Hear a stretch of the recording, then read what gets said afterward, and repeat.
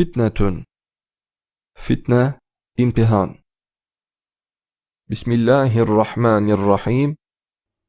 İnna cealnâhâ fitneten lizzâlimîn.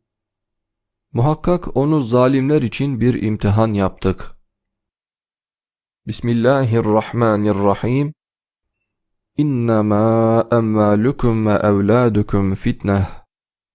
Mallarınız ve çocuklarınız sizin için ancak bir imtihandır. Bismillahirrahmanirrahim. Ve katiluhum hatta la tekune fitnetun ve yekuned-dinu lillah. Fitne ortadan kalkıncaya ve din yalnız Allah'ın oluncaya kadar onlarla savaşın. Bismillahirrahmanirrahim.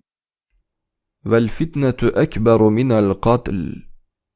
Fitne adam öldürmekten daha büyük günahtır.